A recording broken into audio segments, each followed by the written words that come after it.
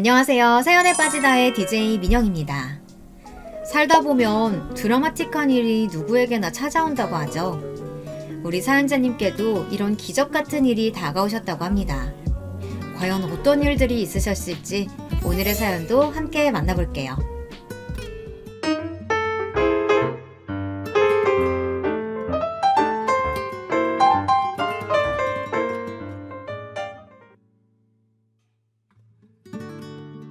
안녕하세요. 저는 친정언니와 미용일을 하고 있는 여성입니다. 애틋한 딸 한 명을 두고 있는 엄마이기도 하고요. 친구가 소개해줘서 이 사연 채널을 알게 되었답니다. 적적하게 지내는 가운데 큰 힘이 되어주더군요. 그러면서 옛 기억들이 새록새록 생각나는데 저 역시 굴곡 많은 인생사를 살아왔던지라 많이 공감도 되고 힘을 얻기도 했답니다. 우선은 친정언니가 제보하라 용기 주어 이 사연글을 적어보게 되었답니다. 끝까지 들어주시면 감사하겠습니다. 저는 어렸을 적 가난한 친정에서 자랐습니다. 우리 때의 가난이란 사실 다들 고만고만한 형편이긴 했지만 저희 집은 조금 더 특수한 경우였던 것 같습니다. 제 위로 2명의 언니와 아래로 1명의 여동생이 있었는데 내 자매들을 건사하기에는 어머니 아버지도 힘이 많이 붙이셨죠. 게다가 여자가 4명인 집이라니 아마도 예상하셨겠지만 저희 어머니는 아들을 낳기 위해 계속 임신을 하고 애를 낳다가 결국 저를 가지고는 포기하신 경우였습니다. 그 바람에 저희 친할머니, 그러니까 시어머니로부터 저희 어머니는 참으로 많은 구박을 견디며 사셨더랬죠.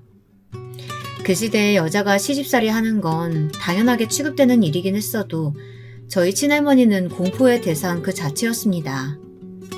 친할머니는 저희 어머니에게도 부직갱이를 쳐들거나 국자로 등을 내리치는 행위들을 아무렇지 않게 하셨어요. 저희들에게도 마찬가지였습니다. 특히 가장 막내였던 제가 여자라는 걸 알게 된 후엔 그 노여움이 더욱 커지셔선 거의 집안에 폭군과 다름없었답니다. 그 분노의 화살이 다 제게로 옮겨진 건 말할 필요도 없는 사실이고요. 돼지배가 뭘 그리 행동이 굼뜬 거야? 내가 저기 밥상 가져오라고 했냐 안 했냐? 너 네 할미 말 귀담아 안 듣냐? 귓구멍이 막힌 게야? 죄송해요 할머니. 얼른 가져올게요. 밥상 가져오고 네 할아버지 물 갖다 드리고 다 하고선 시장에 네 언니들이랑 심부름 가야 한다고. 몇 번을 말했냐? 계집애로 태어난 것도 밉상인데 하는 짓들까지 마음에 안 들어서는 원. 아유. 애미야, 자식 교육 너 똑바로 시켜. 네 딸년들 똑바로 교육시키라고. 안 그럼 내가 아주 혼쭐을 내줄 거야. 어린 시절 제게 친할머니의 존재는 사실상 제발 없어졌으면 하는 그런 존재였습니다. 나쁜 생각이라는 것을 알면서도 그렇게 바라고 있었죠. 이런 제 마음을 아는지 어머니께서는 저를 특히 더 어르고 달래며 이렇게 말씀하시곤 했죠. 미선아, 다 지나갈 거야. 할머니도 너희가 밉고 싫어서 그런 게 아니고 엄마가 마음에 안 드니까 그래서 괜히 너희들한테도 화풀이 하는 거야. 다 엄마 탓이니까 너무 할머니 원망하지 말렴. 알았지? 엄마, 그게 무슨 말이야? 난 무슨 말인지 모르겠어. 도대체 모르겠다고. 왜 아빠는 엄마를 할머니한테서 보호해주지 않는 거야? 엄마는 왜 툭하면 할머니한테 싫은 소리 들어야 하는 거냐고. 우리는 왜 툭하면 종아리를 얻어맞아야 되는지 다 모르겠다고. 나 이 집 싫어. 정말 너무 싫어서 이젠 지긋지긋해. 제가 한 맺힌 말을 하며 소리를 내면 어머니는 그런 저를 껴안고 한참을 엉엉 우셨습니다. 마치 할머니 앞에선 울지 못한 울음을 막내딸을 껴안고 원 없이 운다는 듯 참으로 서럽게 우셨어요. 그 울음소리가 너무 가슴이 아파 지금도 가끔씩 그날의 장면을 떠올리곤 합니다. 저희 친정언니들 역시 저처럼 모두 할머니를 증오하고 하루빨리 집에서 나갈 날만을 기다리곤 했는데 그것을 가장 먼저 이뤄낸 건 첫째 언니였습니다. 나이가 가장 많기도 했고 첫째 언니는 공부머리가 별로 없었지만 손기술은 좋아서 미용실에 취직하고 싶다고 줄곧 말해왔었거든요. 언니는 자기 몸처럼 자그마한 짐가방을 들고 여자면 당연히 집안일을 도우라는 할머니의 만류를 뿌리친 채 집을 떠났습니다. 그리고 기차역 앞에서 제 어깨를 붙들며 이리 말했죠. 미선아, 내가 너는 참 아꼈던 거 알지? 물론 다른 가족들도 다 아꼈지만 미선이 우리 막내 동생만큼은 가장 잘 됐으면 좋겠어. 언니가 서울에서 일자리 구해서 미리 자리 잡아놓을게. 그러니까 성인 되면 언니 있는 곳으로 와. 알았지? 응, 알았어, 언니. 약속 지켜. 꼭. 첫째 언니의 그 말은 제게 바닷속 어둠을 밝히는 등대와 같았습니다. 순간 머릿속 전구가 번뜩 켜지는 게 느껴졌어요. 당시엔 고작 13밖에 안 된 계집애의 생각일 뿐이었지만 저는 정말로 성인이 되기도 전 길을 떠났습니다. 첫째 언니가 있는 곳으로요. 제가 생각보다 이르게 길을 떠나게 된 데는 한 사건이 있었는데요. 바로 어느 날 여느 때처럼 시어머니의 모진 소리를 들어가며 밥을 차리고 있던 어머니가 그대로 부엌에서 쓰러져 병원으로 이송된 것이에요. 어머니는 병원으로 실려가는 동안에도 저희 언니들과 제 이름을 번갈아 부르시며 의식을 차리려 애쓰셨어요. 저는 왠지 모를 불길한 기분에 눈물만 뚝뚝 떨구었고요. 언니들도 모두 어찌할 바를 모르고 울고만 있는데 단 한 분 할머니만 소름 끼치도록 차분한 상태였습니다. 애석하게도 이미 병원에 도착했을 때 어머니는 손을 쓸 수 없는 상태였고 저희 딸들을 부르짖던 어머니의 그 외침은 유언이 되고 말았습니다. 그런데도 할머니는 여전히 그 상황에서마저도 독하게 구시더군요. 아니, 지금 생각해도 그건 차마 사람이 해서는 안 되는 말이었어요. 아니, 아범아. 무슨 장례식을 그렇게나 거하게 치러줘? 그냥 적당히 하고 말지. 전년들 밥 먹이고 학교 보내는 것만으로도 돈 들어갈 때가 천지다, 아범아. 그리고 우리들끼리 하는 말이지만 너도 새 장가 들어야 한다. 알지? 여자 없이 남자 혼자 사는 거 나는 내 아들이 그리 사는 건 절대 못 본다. 일단 동네 사람들 시선도 있으니까 한 1, 2년 조용히 있다가 새 장가 들어. 할머니, 지금 뭐라고 그러셨어요? 아니, 듣고 있었던 거야? 언제부터? 지금 우리 엄마 장례를 뭐 어떻게 하자고요? 할머니가 입고 있는 그 옷, 매일 쳐드신 밥, 전부 다 저희 엄마 손길 닿은 거예요. 심지어 할머니가 서 있는 그 바닥까지도 할머니한테 온갖 소리 들어가며 엄마가 매일 물걸레질하며 닦아낸 곳이라고요.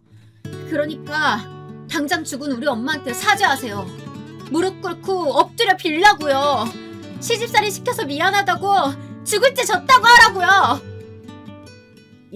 얘가 뭐? 쳐드셔?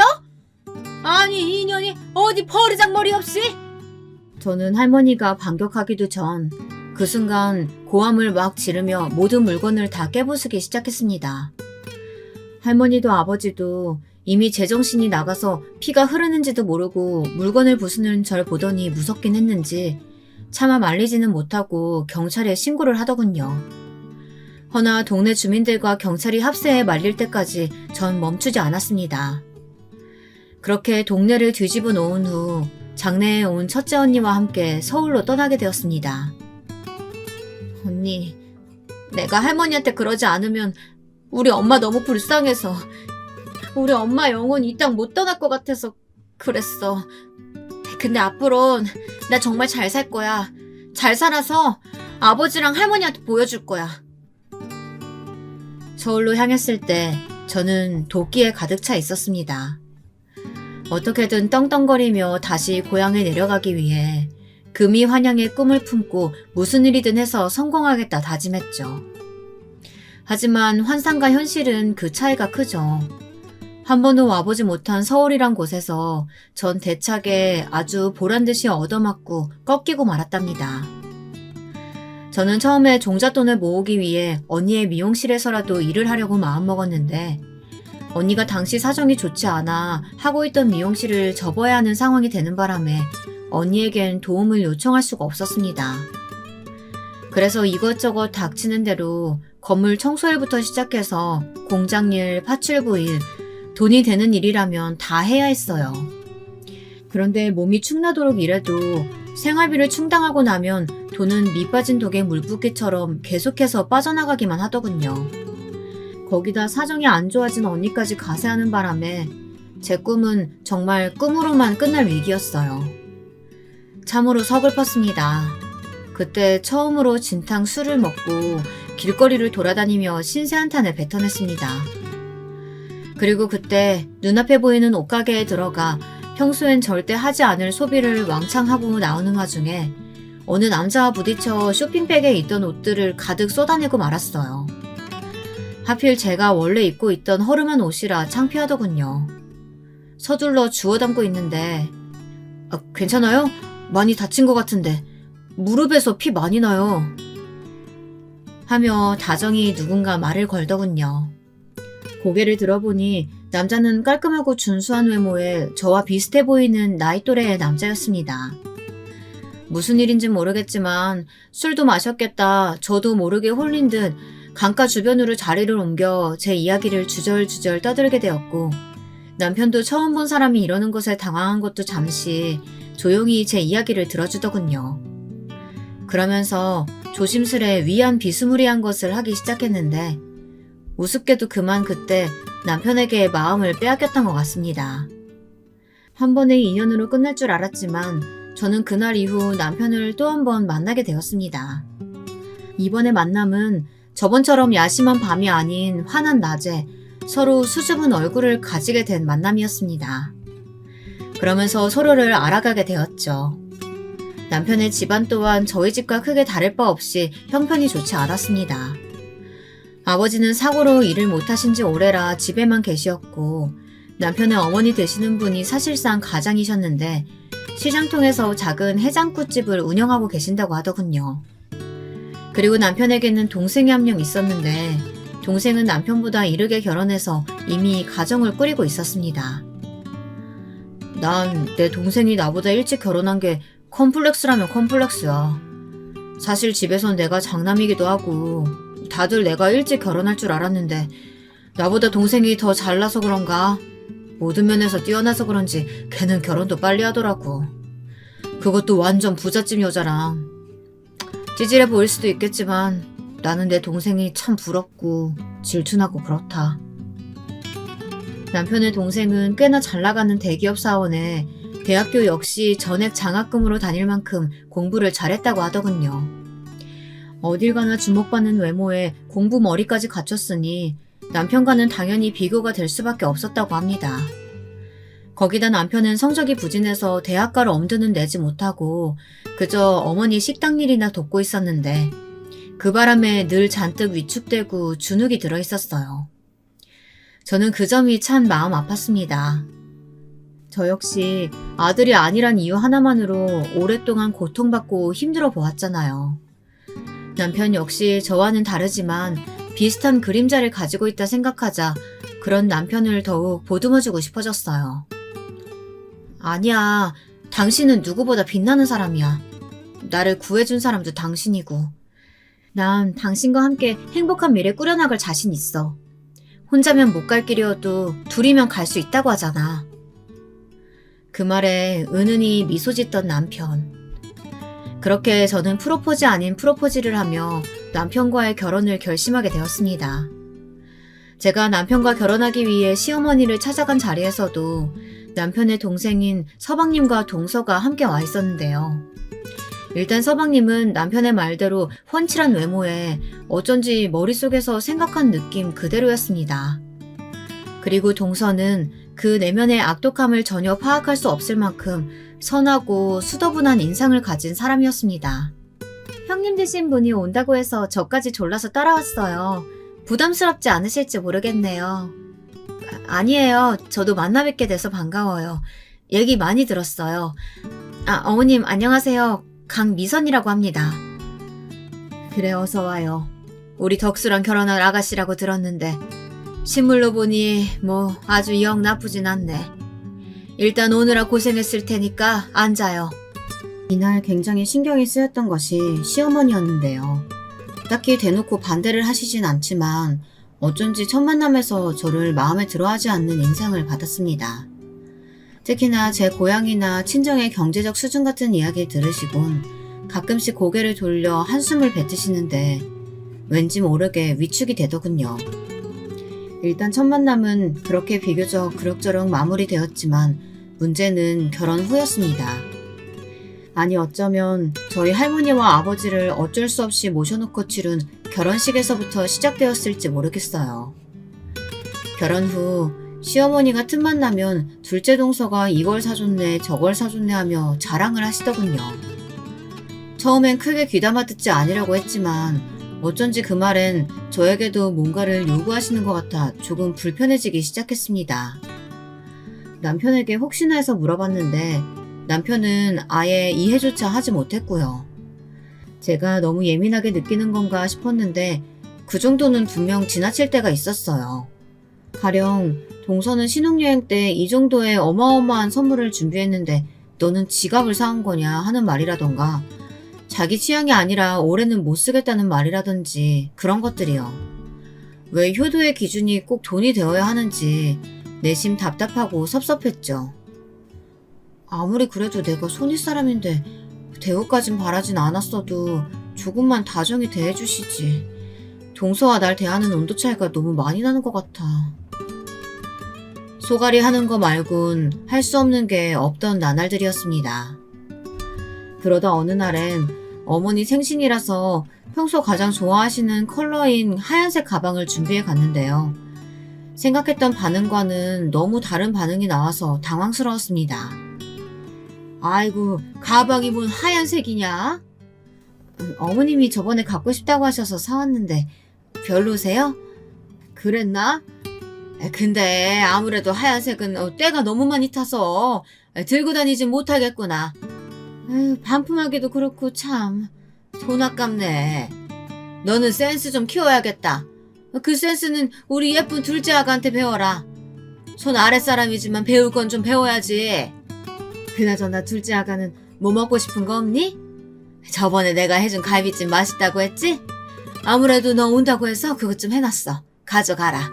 사돈 어른도 좀 챙겨드리고. 감사합니다 어머님. 제 생각까지 다 해주시고. 근데 어머님 이 하얀색 가방 어머님이랑 아주 잘 어울릴 것 같은데요? 다시 한번 매보세요. 여보 봐봐. 이쁘지 않아? 어머님 제가 저번에 선물해드린 옷이랑 매면 더 멋스러울 것 같아요. 어머 그래? 우리 둘째 아기가 이쁘다고 하니까 이쁜 거지 뭐. 알았다. 고맙구나. 동서의 말에 바로 얼굴이 바뀌어 그러냐며 하시는 시어머니. 남편 역시 이를 보고 무슨 생각이 들었는지 약간 표정이 굳어졌습니다. 근데 또 티를 내긴 뭐했는지 넘어가더군요. 비참해진 건 저 한 사람뿐이었어요.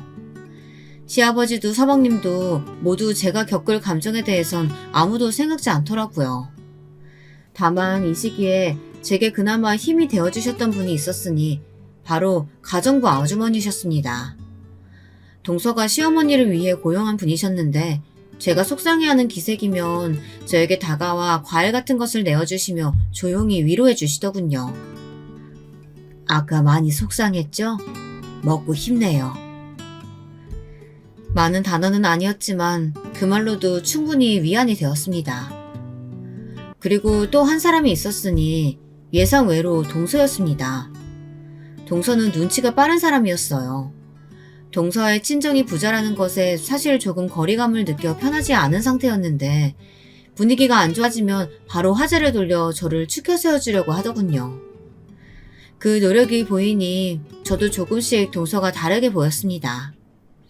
게다가 어느 날은 제가 생각지 못한 이벤트까지 준비했더라고요. 남편에게도 못 받아본 이벤트를 말입니다. 너 우리 둘째 아가가 사준 이 가방 봤니? 내가 이미 자랑했나? 너도 이 가방 어디 건지 알지? 백화점에서만 살 수 있는 물건이야. 하기야 아무리 총구석에서 자란 너라도 알 건 알겠지. 그날도 여지없이 동서 자랑을 해대며 하나부터 열까지 동서의 훌륭한 점을 일일이 열거하시는 시어머니를 상대하느라 저는 지쳐 있었는데요. 제가 집에 갈 때가 되자 갑자기 동서가 마중을 나오겠다며 따라 나오더니 남편 차 쪽으로 와서 제게 쇼핑백 하나를 건네더라고요. 저 형님, 제가 형님 것도 사왔어요. 사실 형님과 친해지고 싶어서 주는 뇌물이기도 하고요.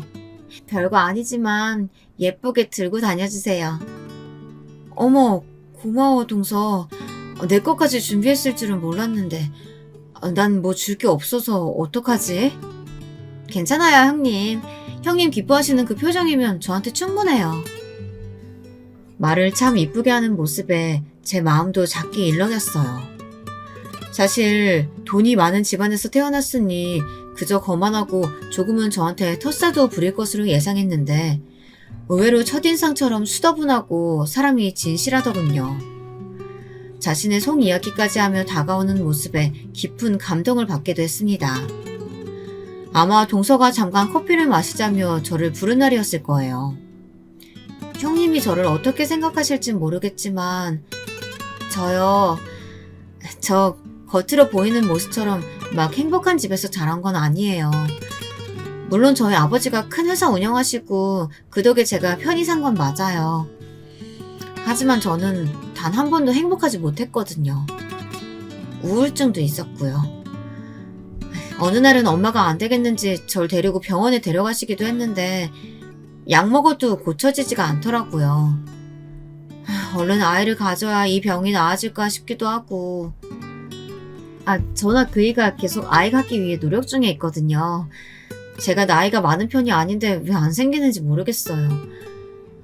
요즘은 아무튼 아기도 안 생기고 해서 더 우울한 것 같아요. 동서가 그런 사정이 있었구나. 나는 전혀 몰랐네. 동서가 힘들게 자랐을 줄은. 사실 나야말로 동서한테 미안한 마음이 드네. 괜히 부잣집 사람이라고 해서 새침하고 고집 있는 사람일 거라고 생각했거든. 근데 동서를 경험해보니까 정말 성숙한 사람이더라. 고마워. 시어머니가 매번 이렇게 모질게 굴 때마다 막아주고 노력해줘서. 그리고 아이는 사실 하늘이 주는 거라고 하잖아. 분명 엄청 이쁘고 튼튼한 아기 천사가 오려고 시간이 좀 걸리는 걸 거야. 그러니 긍정적인 마음가짐으로 조금만 기다려보자. 그럴까요? 정말 그럴까요, 형님? 그렇게 말해주시니까 제 마음이 너무 편해져요. 고마워요, 형님. 형님은 전생에 제 언니였을 것 같아요. 왠지. 눈물을 글썽거리는 눈으로 저에게 고맙다며 폭 안기는 동서를 보니 저는 순간 제가 정말 친언니라도 된 듯한 기분이 들었습니다. 딸부잣집에서 자라 언니들 간의 유대관계엔 익숙한 편이었지만 그래도 막내였기에 언니들의 보살핌을 받는 것에만 익숙했었는데 동서에게 언니란 단어를 들으니 어딘지 모르게 내게 힘이 생긴 것 같은 동서를 지켜주고 싶은 그런 마음이 들더라고요. 마치 제가 남편에게 그런 마음을 가졌던 것처럼요. 남편은 제가 동서와 사이가 가까워지자 이상한 듯 고개를 갸우뚱했어요. 어떻게 배경이 다른 동서와 친해졌는지 궁금해하더라고요. 그러면서 갑자기 모임을 갖자고 하더군요. 모임? 갑자기? 당신은 사방님 불편해하잖아. 아니야. 당신이랑 재수씨가 친하게 지내는 거 보니까 나도 동생네 부부를 너무 못 챙길 것 같아서 말이야. 이참에 친해지고 형제간에 소원했던 거 풀면 좋지. 그땐 남편의 음험한 속내를 모르고 저 말을 고지고대로 믿었는데요. 사실상 모임에서 발생하는 돈을 부담할 여력도 되지 않았지만 남편은 꼭 동생네 부부와 함께하는 모임에 반드시 참석하려고 했습니다. 그러면서 점점 동서에게 다가가 자신이 하려는 사업에 대해 이야기를 늘어놓기 시작하더라고요. 재수씨, 사실 이 사업은 제가 많이 준비한 사업이에요. 물론 신입이 안 가면 거절하셔도 돼요. 투자를 강요하는 건 절대 아니니까요. 여기 사업 계획서인데 읽어보시고 연락주세요. 그때야 비로소 남편의 목적을 눈치챘습니다. 남편이 동서를 통해 돈을 타내서 어머님의 해장국집에서 벗어나 자기만의 사업을 차리려고 하는 것을요. 솔직히 전 동서가 거절할 줄 알았습니다. 아무리 가족이라고 해도 돈 관계는 철저히 해야 한다는 것을 알고 있을 거라고 생각했거든요. 그런데 사업 계획서를 읽어봤다며 연락해온 동서가 뜻밖에도 남편의 사업에 적극 투자하겠다고 하는 거예요. 정말이에요, 제수씨? 저야 너무 고맙죠. 제수씨 덕분입니다. 네, 한번 열심히 해볼게요. 동생이요? 네, 동생한테도 말해보고 있어요. 저는 내심 동서의 결정에 놀라기도 하고 혹여나 가족관계가 돈 문제 때문에 어그러질까봐 걱정도 되었지만 동서 스스로가 신중하게 내린 결정이라고 하는 말에 달리 할 말이 없었습니다. 게다가 서방님도 회사를 그만두고 이 사업에 끼기로 하면서 어쩐지 남편이 구상한 사업은 점점 더 박차를 가해져 갔습니다. 사실 해장국 집에서만 일할 줄 알지 사업할 성향의 사람은 아니라고 생각했는데 남편은 예상 외였어요. 한번 길을 트더니 누가 막을 새도 없이 정신없이 앞만 보고 돌진하더라고요. 매일이 야근에 주말 출근까지 불사하곤 했지만 그럼에도 열심히 자신의 일에 매진하여 어떻게든 성과를 내려고 하는 모습이 나쁘게 보이진 않았습니다.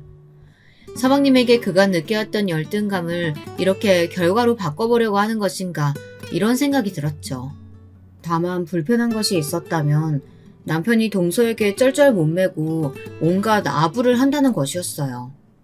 동서는 은근히 그것을 즐기고 있는 것 같기도 했고요. 제겐 여전히 잘해주는 동서였지만 남편이 아랫사람을 자처할 때 그대로 두고 보기만 한다는 점이 마음에 들지 않았습니다. 제수씨, 그 향수요? 제가 지금 당장 사갈게요. 그거 한정판인데 마침 딱 하나 남았더라고요. 네, 걱정하지 마세요. 제수씨한테 어울릴 것 같아요. 네, 그럼 아주버님 부탁드려요. 보면서 그 모습이 참 짠하면서도 불편했습니다. 오로지 성공만을 위해 아부하는 남편. 과연 내가 선택한 사람이 이런 사람이었던가 그런 실망감도 들었죠. 그러던 중 인생에서 가장 행복한 기쁨을 만끽할 수 있는 일이 생겼는데요. 이 일로 인해 그렇게나 사이좋았던 동서와는 거의 전쟁 같은 사건이 벌어지게 되었답니다. 제게 소중한 아기 천사가 찾아온 것이었어요. 남편이 워낙 바빠서 노력할 틈도 없었는데 다행히 늦지 않게 적당할 때 찾아와준 아기 천사가 너무나 고마웠습니다. 저는 이 소식을 당연히 시댁에 알렸고 어느 정도 축하를 받을 거라고 여겼습니다. 그런데 시댁 식구들의 반응이 말로 표현할 수 없을 정도로 섭섭했습니다. 일단 시어머니는 뭐? 애를 뱄다고? 아이고 좋은 일이네. 장가는 늦게 갔어도 애는 일찍 만들어 왔구나. 장하다 우리 장남. 하지며 제가 아닌 남편만을 칭찬했고요. 시아버지 역시 딸인지 아들인지부터 꼭 알아오라고 당부하셨습니다. 첫애는 반드시 아들이어야 한다는 말씀을 덧붙이시면서요. 첫애가 왜 꼭 아들이어야 하는지 가뜩이나 그걸로 인해 평생 상처를 받아온 마당에 저는 대차게 묻고 싶었지만 차마 대거리까지 하진 못하고 전화를 끊었습니다. 거기다 여기서 더 충격적인 반응이 있었으니 동서와 서방님네 쪽이었어요. 그 중에서도 동서 쪽이었는데요. 사실 동서에게 이야기하기 전엔 많이 망설여지긴 했습니다. 아무래도 동서는 무려 5년 동안 아기를 기다려왔는데 생기지 않아 힘들어했고 가뜩이나 요즘 우울한 표정들이 보여 마음이 안 좋았거든요. 저 동서, 전할 말이 있는데 사실 나 아기 가졌어. 동서한텐 조금 미안하네. 동서가 요즘 마음고생 많은 거 아는데. 네? 형님이 아기를 가졌다고요? 제가 아니고 형님이요? 말도 안 돼. 동서, 반응이 왜 그래? 말도 안 된다니. 이만 끊을게요. 전화할 기분 아니에요. 사실 개인 감정으로 기분이 좋지 않을 순 있어도 겉으로 티내지 않고 축하해 줄 줄 알았습니다. 적어도 저와 동서 간에 우정이 존재한다고 생각했으니까요. 그런데 동서는 아니었나 봅니다. 표독스러운 행보를 이어가는데 날이 갈수록 기가 차더군요. 제가 임신한 후 입덧이 너무 심해서 명절에 못 간 날이 있었는데요. 그날 저녁 갑자기 저희 집 문을 쾅쾅 두들기더니 잔뜩 술에 취해 와서 이러더군요. 형님 때문에 제가 얼마나 고생했는지 알아요? 도대체 그깟 내뱅개 뭐 유세라고 명절에 안 와요. 형님, 주제 파악 좀 하세요. 없이 왔으면 그런 거라도 해야 며느리 도리예요. 뭐, 도리? 아니, 갑작스럽게 연락도 없이 쳐들어와서 이게 무슨 행동이야. 동서야말로 예의 갖춰. 내 아들 타령을 해대는 걸까요? 정작 본인 아들들이 뭐 그리 대단한 역할들을 한다고 말이죠. 그럴수록 저는 우리 딸을 더 잘 키워내리라고 이악 물고 다짐했습니다. 다만 당시 한 가지 걱정되는 일이 있었다면 남편과 서방님이 함께 시작한 사업이 갑자기 내리막길을 걷기 시작했습니다. 진행하던 사업에 큰 프로젝트에 문제가 생기고 중요한 거래처가 끊기는 바람에 입지가 위태로워진 것이죠. 서방님은 재빠르게 발을 빼버렸고 남편 홀로 남았는데 사실 성장하는 회사였지 기반이 자리 잡힌 회사가 아니었어요. 그래서 저는 불안하기도 하고 조바심도 났습니다. 저 하나 굶는 건 상관없었지만 저에겐 지켜야 할 딸이 있었으니까요. 아니야, 어떻게든 일어설 거야. 재수씨가 있잖아. 재수씨가 도움 준댔어. 남편은 그 후로 동서에게 더 집착하며 아부를 떨기에 나섰습니다. 같이 있을 때마다 동서의 칭찬에 동서를 여왕처럼 모시는데 그 모습이 너무 보기 역할 정도였어요. 제 딸 생일보다 동서 생일이 우선이었다면 믿으시겠어요? 그리고 전 혹시 모를 상황에 대비해 딸이 어느 정도 크고 난 후엔 언니의 미용실에 들어가 일을 시작했습니다. 미용 일을 처음 배워보는 것이었기 때문에 아주 많은 연습이 필요했습니다. 얘, 너 감각이 없다. 나는 미선이 너가 이쪽으로는 빠릿빠릿할 줄 알았는데 말이야. 너 이러다간 손님 못 잡겠어. 얼른 더 연습해. 언니가 한 번씩 이렇게 엄하게 혼낼 때면 새삼 더 긴장돼서 열심히 미용 가위를 들고 연습을 하게 되더군요. 가끔은 딸아이를 데리고 미용실에 갈 때도 있었는데 딸아이는 그런 제 모습을 보고 뭐가 뭔지도 모르며 방실방실 웃기도 했습니다. 손님들도 그런 딸아이를 좋아했고요. 그러던 중 미용실에서 뜻하지 않은 사람을 만나게 되었습니다. 저희 시댁에서 일하는 가정부 아주머니요. 이런저런 이야기를 나누게 되었는데 푸근하신 성품이신 건 알았지만 막상 이야기를 나눠보니 더 사람이 좋으시더라고요. 나도 사모님이 열내실 때마다 얼마나 간이 떨어질 것 같은지 몰라요. 별것도 아닌 걸로 버럭버럭 말이야. 그리고 이런 말 좀 그렇지만 큰 사모님한테 너무하신 것 같더라고. 작은 사모님한테는 납작 엎드리듯 유순하게 굴면서. 사람이 어쩜 그래요? 내가 다 분통 터져 죽는 줄 알았어요. 이해해 주셔서 감사해요. 이런 말 들으니까 괜히 뭉클해지네요.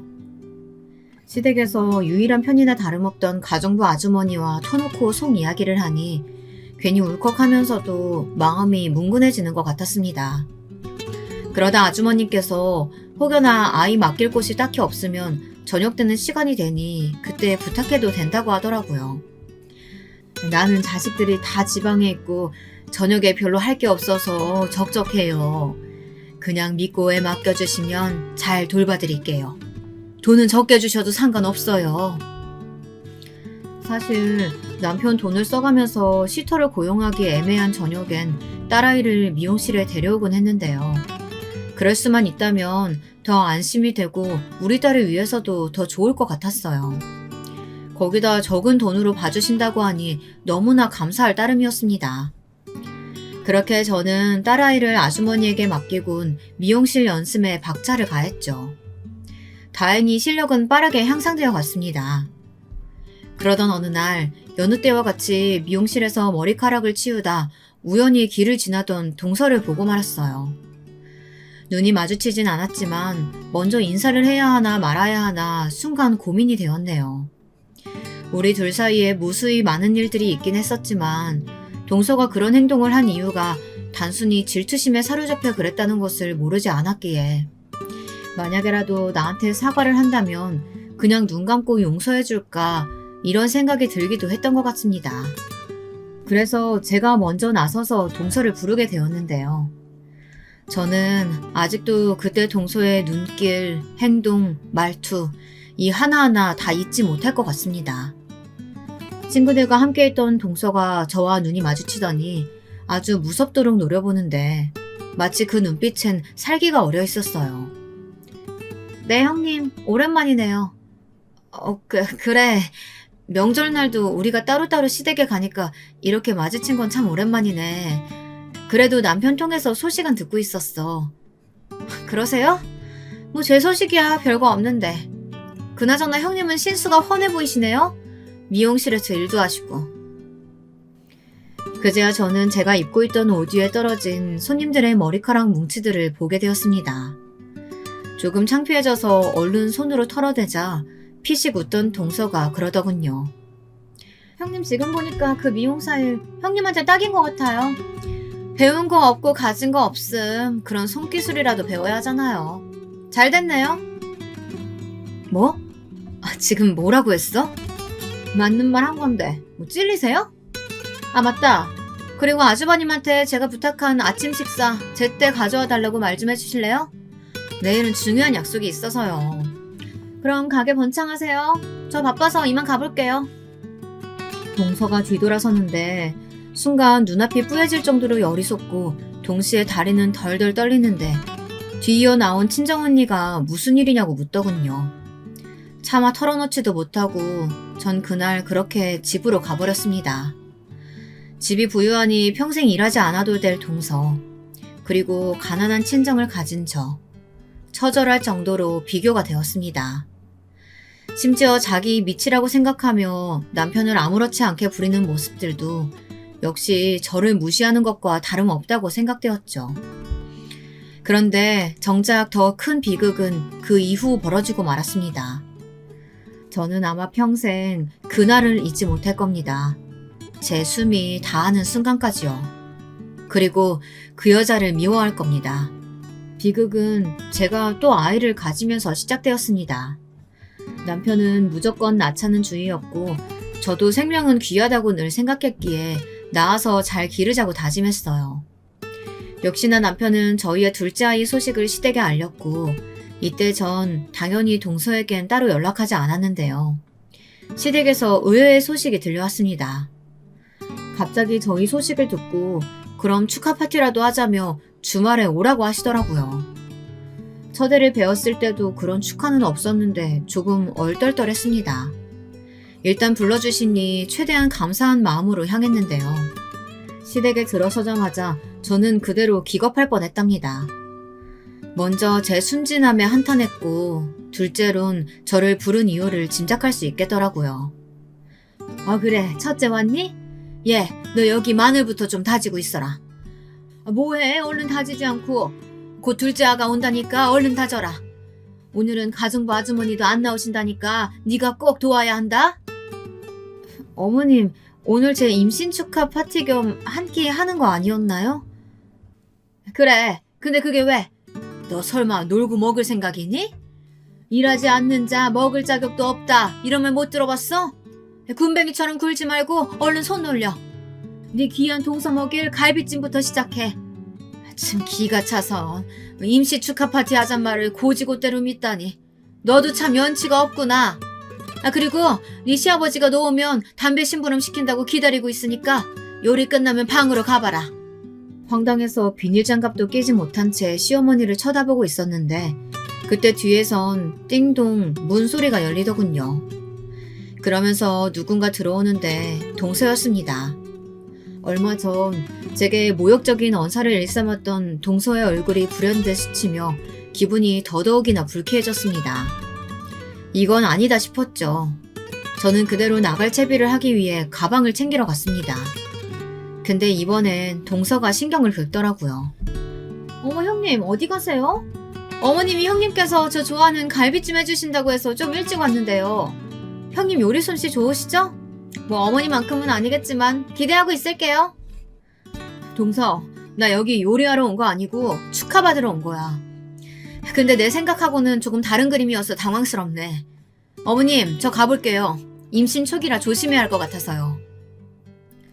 그러자 뒤에서 시어머님의 고함 소리가 막 내질러 나오는데 전 두 악마 같은 얼굴을 뒤로 하고 바로 나와버렸습니다. 얼굴이 시뻘거진 채로 마구 엘리베이터 버튼을 누르고 기다리고 있는데 가는 날이 장날이라고 하필 점검 중이라는 표시가 뜨더라고요. 어쩔 수 없이 계단을 내려가야 했습니다. 그런데 그때였어요. 2층쯤 왔을 때 한 발을 뻗었는데 문이 열리는 소리가 들리더니 누군가 뒤에서 저를 부르더라고요. 형님! 동서 미안한데 상대할 기분 아니니까 가. 형님! 왜 섭섭하게 그냥 가세요. 꼴에 자존심은 있다고 지금 뻗대고 있는 거예요? 돈 없으면 아주버님처럼 차라리 그냥 납작 엎드리시지. 형님도 참 그렇네요. 동서의 말에 또다시 혈압이 올라올 것 같아 머리를 짚으며 제가 다시 반격하려는데 그때였습니다. 갑자기 섬뜩한 미소를 짓던 동서가 제 어깨를 밀었고 중심을 잃은 저는 그대로 떼구르르 계단에서 굴러버렸습니다. 순간적으로 배가 세게 짓눌린 기분이 들어 급하게 손으로 배를 움켜잡았지만 머리를 크게 찌인 건지 앞이 어질어질해지더군요. 그러면서 의식을 잃었던 것 같아요. 깨어나 보니 응급실이었는데 남편을 포함한 시댁 식구들이 마치 저를 동물원 원숭이 보듯 쳐다보고 있더라고요. 게다가 이어지는 의사 선생님의 말씀은 너무나 충격적이어서 차라리 기억을 잊어버리고 싶을 정도였습니다. 저의 소중한 아이가 충격에 의해 유산이 되었다는 말이었죠. 임신 초기라 조심했어야 할 시기인데 찾아오기로 했던 소중한 생명, 소중한 삶이 단 한 사람으로 인해 망가져버린 것이었습니다. 때마침 보이는 동서의 눈빛에 전 곧바로 동서를 가리켜 터진 입술로 겨우 한마디씩 내뱉었습니다. 동서가 밀쳤어요. 그런데 기겁할 거라고 생각했던 시댁 식구들은 모두 외려 저를 이상한 사람 보듯 쳐다보더군요. 아마 살면서 그런 가해는 처음 당해봤던 것 같아요. 그렇게까지 억울한 상황에 몰려 처절하게 눈물을 흘릴 수밖에 없던 상황은 살다 처음 겪어보는 일이었습니다. 아가, 너 머리를 심하게 다쳤구나. 무슨 이 천사 같은 동서가 너를 밀었다고 그러는 거야. 어머 얘 뇌 검사 좀 해봐야겠다. 가뜩이나 미용을 배운다는 애가 머리까지 나빠서야 되겠니? 그러니까요 형수님. 너무하시네요. 아무리 저희 와이프한테 억하심정이 있으셨다고 해도 그렇지 어떻게 저 와이프를 이런 일에 의심하실 수가 있어요? 그러니까요. 형님, 제가 그랬다는 증거 있으세요?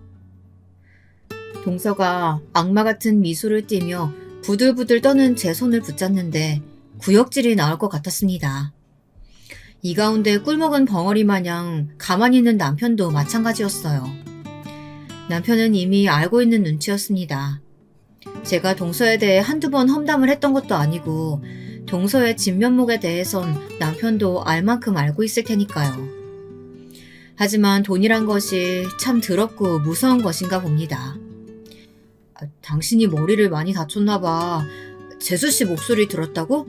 혹시 다른 사람 목소리랑 착각한 거 아닐까?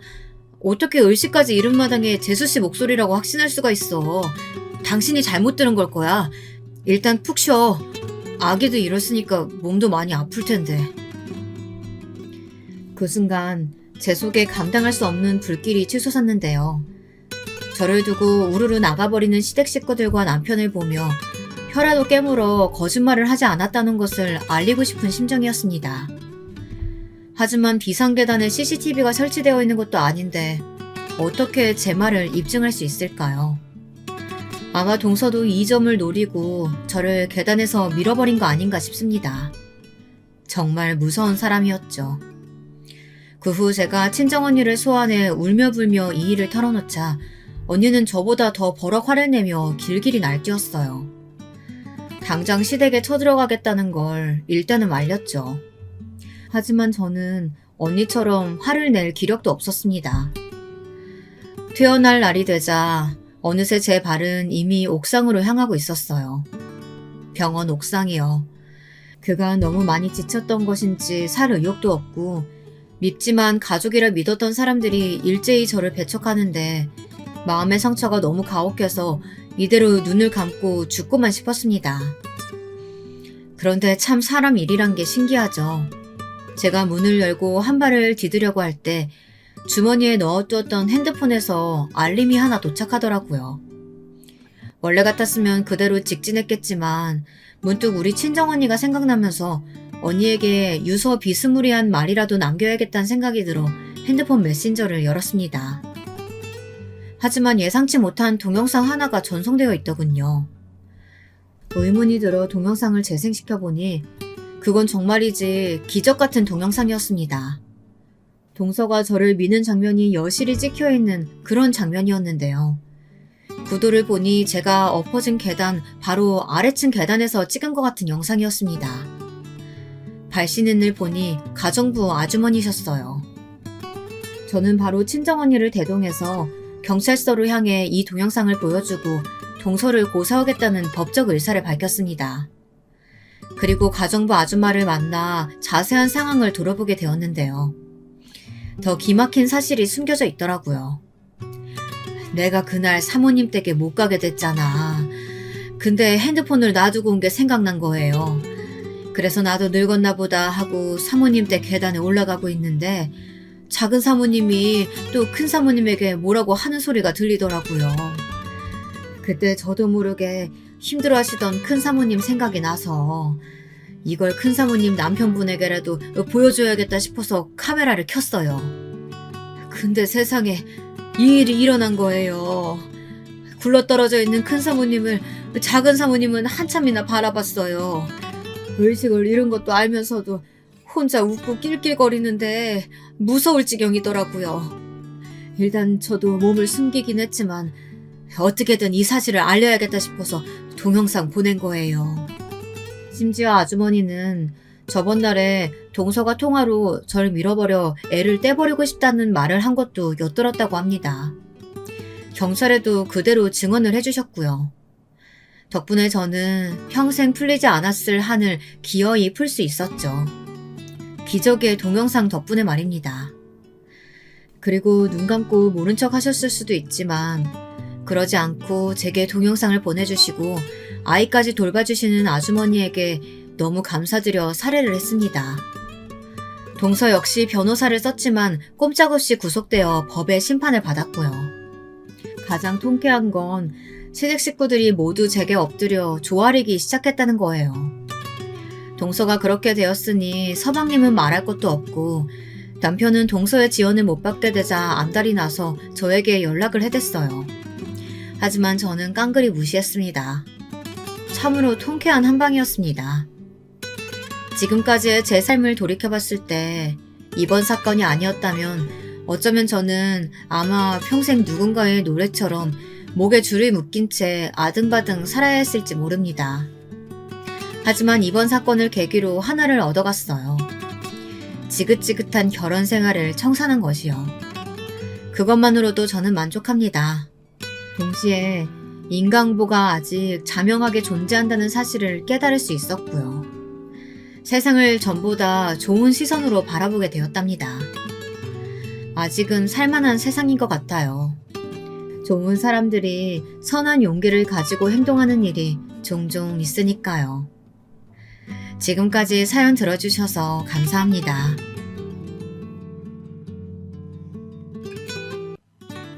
안녕하세요. 저는 곧 60대에 접어드는 평범한 한 여자입니다. 많은 분들의 기구한 사연을 들으며 울다가 웃다가 하다 보니 저도 저의 일생을 통틀어 너무나 힘들고 또 너무나 통쾌했던 이야기를 해보고 싶어졌어요. 꽤 긴 이야기가 될 것 같네요. 재미있게 들어주시면 감사하겠습니다. 저는 막 시골에서 상경해서 도시에 터를 잡으신 부모님 덕에 제법 큰 도시에서 자랐습니다. 부모님은 농사짓던 땅을 마을 사람들에게 소작을 주고 큰 재래시장에서 포목점을 하셨어요. 당시에는 한복을 입는 사람들이 많았기 때문에 꽤 장사가 잘 되었습니다. 부모님은 성실하게 재산을 조금씩 늘려가셨어요. 저는 공부에는 별 흥미가 없었기 때문에 겨우겨우 고등학교를 마치고 여기저기 쏘다니면서 즐겁게 20대를 보냈습니다. 그러다가 엄마를 따라갔던 성당에서 한 오빠를 만나게 되었어요. 엄마가 성당을 다니기 시작하면서 저도 천주교 신자가 되었거든요. 사실 저와 그 오빠를 연결시키려고 두 팔 걷어붙이고 나선 것은 오빠의 어머니였는데 성당에서 가끔 마주치면 항상 밝게 인사를 하시고 저희 모녀에게 너무나 친절하셨기 때문에 부모님은 예비 시어머니가 되실 분에 대해 좋은 인상을 가지고 계셨어요. 또 오빠네 집이 재산은 별로 없지만 직장은 제법 큰 회사를 다니고 있었기 때문에 우리도 사는 게 나쁘지 않으니 큰 욕심 안 부리는 게 좋을 수도 있다고 생각하셨던 것 같아요. 돈보다는 사람이 우선이라는 생각이셨죠. 저도 가끔 성당에서 마주치면 꾸벅 고개를 숙여 목례를 하던 키가 크고 준수한 외모의 오빠가 싫지 않았고 결혼을 통해서 뭔가를 얻고 싶다거나 그런 욕심도 딱히 없었기 때문에 지금껏 그랬던 것처럼 부모님의 말씀을 따르기로 했습니다. 그래도 혼사가 워낙 자식의 인생에서 큰일이다 보니 부모님은 예비시댁에 대해서 성당 사람들에게 물어 이것저것 정보를 알아보셨다고 해요. 사람들 사이의 평판에 대해 뒷조사 아닌 뒷조사를 하신 거죠. 제가 외동인지라 무척 걱정이 많으셨고 매사에 원래 철두철미 하셨거든요. 그렇게 한동안 열심히 알아봐도 오빠네 집안에 대해서는 좋은 이야기만 들려왔어요. 형편이 어려운 성당 어르신에게 식사를 자주 챙겨드린다는 이야기, 또 고아원을 방문해 정기적으로 후원한다는 이야기 등등 빠듯한 형편에도 다른 사람을 돕는 일에 언제나 앞장서서 나선다는 이야기들이었어요. 인품을 가장 중시하셨던 부모님은 그런 부모 밑에서 자란 아들이 얼마나 반듯하겠냐며 살면서 내 딸 서럽게 하지는 않을 것 같다고 그 집에 저를 시집 보내기로 결정하셨죠. 그래서 저는 양가 부모님들의 추진으로 28살의 나이에 조금 늦은 결혼을 하게 되었습니다. 시어머니는 시장에서 야채 장사를 하셨는데 저를 보고 곱게 자라서 아기 같다며 자신이 끼고 보살펴주고 싶다 하셔 저희 부부는 시부모님과 합가를 해서 살게 되었어요. 저는 시부모님과 함께 지내는 것이 싫지 않았습니다. 항상 웃으며 제 이야기를 들어주시고 딸을 챙기는 것처럼 살갑게 대해주셨기 때문이죠. 그렇게 시작된 제 결혼 생활은 항상 시부모님과 함께였어요. 저는 회사에 간 남편을 기다리는 낮 시간 동안 시어머니 일을 가끔 도와드리기도 하고 또 어깨가 결리다고 하시는 시아버지 어깨를 안마해드리기도 하면서 그분들과 잘 지내려고 노력했습니다. 또 회사 일에 남편이 지쳐 보이면 가끔 주말에 남편과 나들이를 가기도 하면서 비교적 즐거운 신혼생활을 했어요. 그런데 제가 결혼한 지 3년째 되던 해에 큰 눈이 내렸습니다. 부모님은 시골집에 다녀오시다가 그만 불의의 사고를 당하고 말았어요. 도로가로 눈덩이들이 덮치는 바람에 자동차가 도로에서 절벽으로 떨어지게 되었고 안에 타고 계시던 부모님은 갑작스럽게 사고로 유명을 달리하셨습니다. 저는 너무나 황망하고 가슴이 찢어져 어찌할 바를 몰랐어요. 장례를 치르면서도 뭘 해야 할지 몰라서 마냥 울고만 있었습니다. 심지어 저는 그때 임신 초기였거든요. 그래서 장례를 치르는데도 더 앞에 나서서 뭔가를 하지 못하고 계속 기운이 없어 주저앉아 쉬기만 했습니다. 고맙게도 시부모님과 남편이 나서서 모든 일을 처리해주고 상심에 몸을 가누지 못하는 저를 살뜰히 챙겨주었습니다. 저는 부모님이 그렇게 황망하게 가시고 형제도 없는 외동이었기 때문에 하루아침에 피부치가 사라져버린 신세가 되었죠. 그렇지만 마냥 울고 있을 수는 없었어요. 저는 떠나면서 제 걱정을 하셨을 부모님께 부끄럽지 않게 힘을 내서 열심히 가정생활을 하고 씩씩하게 살아야겠다고 생각했습니다. 뱃속에 아기라도 없었다면 얼마나 더 마음이 허전했을까 생각하면서 저는 슬픔을 견디며 태교에 힘쓰려고 노력했습니다. 그런데 어느 날 시어머니께서 제가 생각지도 않았던 이야기를 하시는 것이었어요. 예, 며느라가 저기 삼거리에 갈비집 자리가 났다더라. 내가 또 갈비탕을 기가 막히게 끓이거든. 누가 식당 하나 차릴 돈만 마련해주면 진짜 대박 날 자신 있는데 요즘 야채 장사도 시원치 않구나. 맞아, 여보. 우리 엄마 갈비탕 저번에 먹어봤지? 국물이 완전 기가 막힌다니까? 차리기만 하면 돈 쓰러 오는 건 완전 당연한 거지. 그렇게 한동안 저에게 제가 받은 유산으로 식당을 차리면 앞으로 우리 가족 모두가 먹고 살 걱정 없이 편히 살 수 있다고 온 시댁 식구들이 반복적으로 이야기를 하더군요. 만약 그냥 주는 게 좀 걸리면 당장 이자 없이 빌려주는 것으로 생각해도 되지 않겠냐고 차용증을 써주겠다고 하셨습니다. 어차피 우리가 장사로 잘 되면 그 재산 다 네 뱃속에 있는 아기가 다 상속받을 건데 다 같이 더 좋은 방향으로 가자는 것이라고도 하시더군요. 저 역시 계속 이야기를 듣다 보니 제가 혼자 뭔가를 할 수 있는 기술도 없고 어차피 자식을 낳으면 이 집 자손이 되는 것이니까 다 제 자식 몫으로 생각하고 시댁에서 큰 갈빗집을 차릴 수 있도록 돈을 내주고 말았어요. 그래도 마음 한구석이 찝찝해서 차용증은 써서 공증을 받아 장롱 안에 잘 보관해 두었고요. 그러나 사람이 화장실 들어갈 때랑 나올 때가 다르다 하던가요? 부모님이 돌아가시고 유산을 전부 시댁에 드린 후로 어쩐 일인지 시부모님께서 예전보다 저를 꾸짖거나 구박을 하는 일이 잦아지더군요. 특히 어머니가 웃으시면서 조금 면박을 주시곤 하더군요. 농담 같기도 하고 진담 같기도 한 그런 말들이었어요. 설거지하고 싱크대에 물방울이 몇 방울 튀었다며 이런 것도 제대로 못하냐라고 크면서 너무 곱게 크기만 한 거 아니냐 뭐 이런 이야기들이요. 분명히 예전에는 곱게 자란 귀한 딸 자식 저희 아들에게 주셔서 감사하다며 저에게 너는 항상 이렇게 웃으며 앉아있으라고 아무것도 하지 않아도 된다고 하시던 어머니셨는데 말이죠.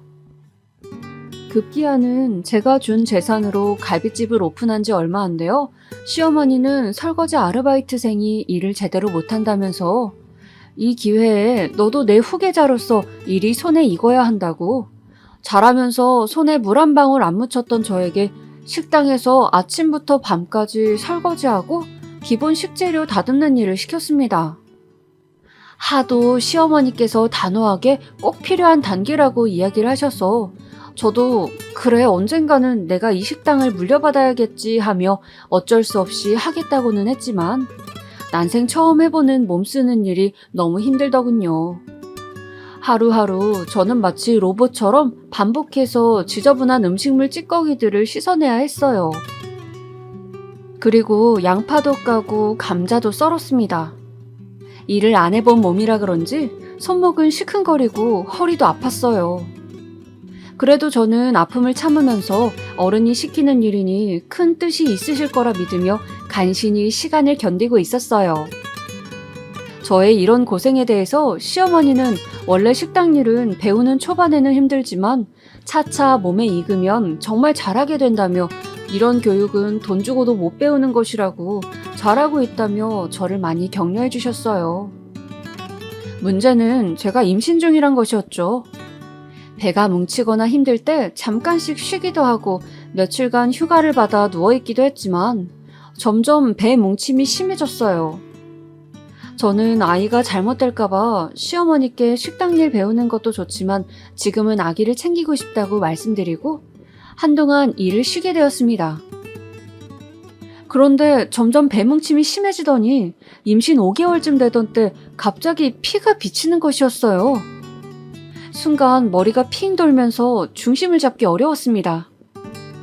저는 일요일이지만 출장을 간다던 남편에게 급히 전화를 걸었어요. 여보, 나 몸이 이상해. 우리 아기가 아픈 것 같아. 빨리 좀 와줘. 왜 그래? 당신 괜찮아? 남편은 다행히 근처에 있었다며 정말 빨리 달려오더군요. 그래서 뭉친 배를 잡고 응급실로 급하게 갔습니다.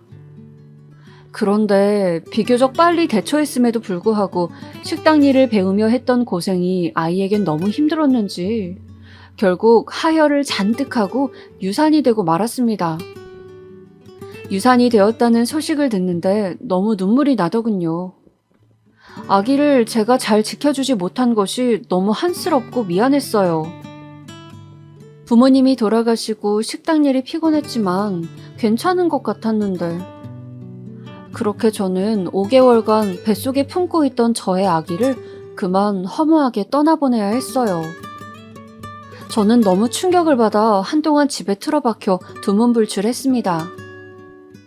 남편은 그런 저를 날마다 안아주고 제가 좋아하는 음식인 김치찌개를 끓여주기도 하면서 다정하게 위로해 주었어요. 시간이 흘러 상처가 좀 아물 때쯤 시어머니는 저에게 힘들 때 일을 하면 오히려 잊혀진다면서 다시 식당 일 배우기를 시작하자고 하셨어요. 저도 그 말이 일리가 있다는 생각이 들어서 다시 식당에 나가게 되었습니다. 정신없는 나날이 돌아오고 설거지하랴 밑작업하랴 거기다 갈비탕 육수 비법까지 배우랴 너무 바빴어요. 그렇게 고단한 하루를 정신없이 마치고 집에 와 손을 씻는데 식당 일로 습진이 생겨 피딱지가 앉은 제 손을 보니 항상 여자는 손이 고와야 한다며 백화점에서 좋은 핸드크림을 사서 항상 발라주시던 엄마 생각이 났습니다.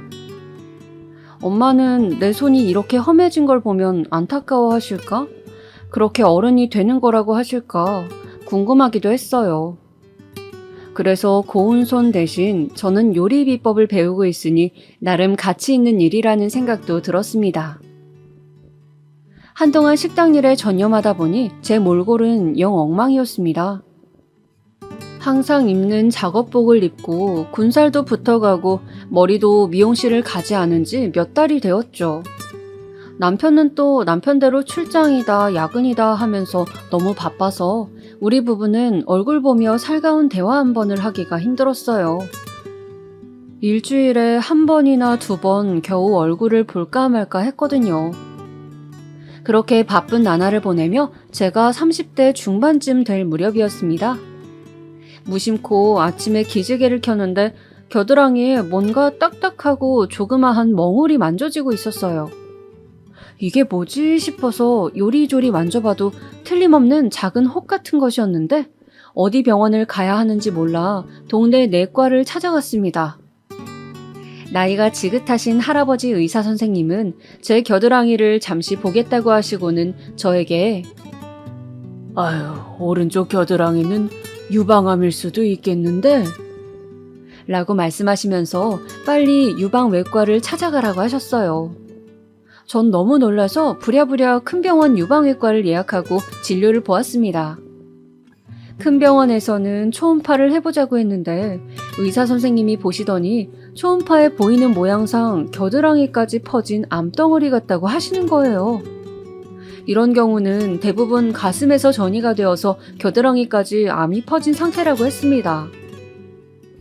2기에서 3기 정도 된다고 말씀하셨어요. 저는 하늘이 무너지는 것 같았습니다.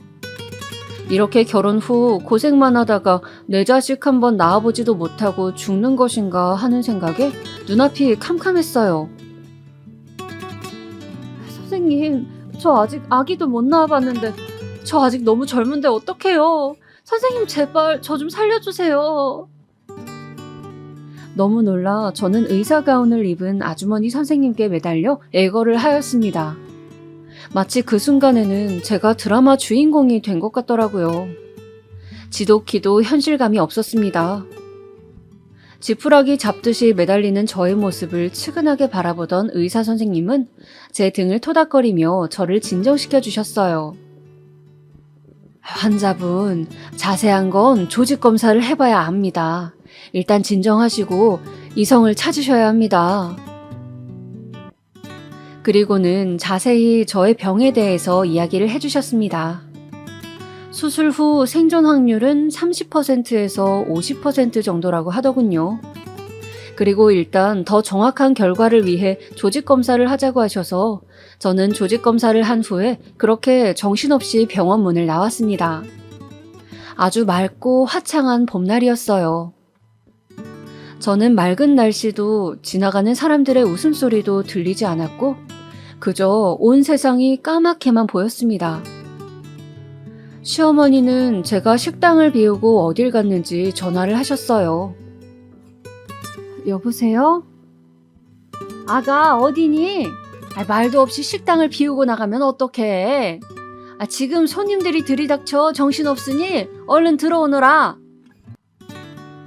어머니는 많이 바쁘신지 빨리 오라는 말만 하고 전화를 끊으셨어요. 저는 식당에 일하러 갈 기분이 아니었는데 말이죠. 어쩔 수 없이 일을 마무리하고 저녁에 식구들과 상의를 해봐야겠다는 생각을 했습니다. 그리고 그날 저는 모두가 늦은 저녁 식사를 하는 자리에서 저 오늘 병원 다녀왔는데 세상에 제가 유방암이래요. 2기에서 3기 정도 되고 생존 확률은 반보다 조금 안 된다고 해요. 떨리는 목소리에 제 말이 끝나자마자 시어머니가 말했어요. 뭐라고? 아가 어쩌니? 아니 젊디 젊은 네가 무슨 유방암이야? 하느님 세상에 어떻게 이런 일이 우리 집에? 어머니는 갑자기 눈물을 왈칵 흘리셨습니다. 오랜만에 본 남편 역시 놀란 듯 말없이 수저를 내려놓고 그저 멍하게 식탁만 바라보고 있더군요. 시아버지는 제 손을 잡고 우리가 곁에 있어줄 테니 힘내서 치료에 전념하자고 이야기해 주셨습니다. 저는 그래도 가족들이 있어서 얼마나 다행인가 생각하면서 많은 위로를 받았어요. 그렇게 저는 유방암에 걸린 저 자신을 받아들이려 애를 쓰면서 조직검사 결과가 나오는 한 달 동안 집에서 다시 쉬게 되었습니다. 그런데 저는 집에서 종일 지내다가 우연히 발견한 단독주택 뒤편 다락방에서 우연히 판도라의 상자를 열게 되었죠. 그날은 청소라도 좀 해두려고 밀대걸레와 먼지털이를 찾고 있었어요. 어머니께 여쭤보니 먼지털이는 집 뒤편에 있는 다락방에 있다고 하시길래 저는 한 번도 가본 적이 없던 다락방으로 향했습니다. 말이 다락방이라고 하지만 실제로 보니 그냥 작은 방이고 나름 정리가 되어 있었어요. 먼지털이는 눈에 띄질 않아 저는 책장 위에 있는 상자에 있나 싶어 의자를 끌어다 와서 올라서고 손을 휘저어 보았습니다. 무슨 정리함 같은 것들이 거기 잔뜩 있었어요. 저는 그 박스를 꺼내서 열어보았습니다. 박스 안에는 남편의 통장과 잡다한 서류들, 그리고 제 보험 서류 등이 있었어요.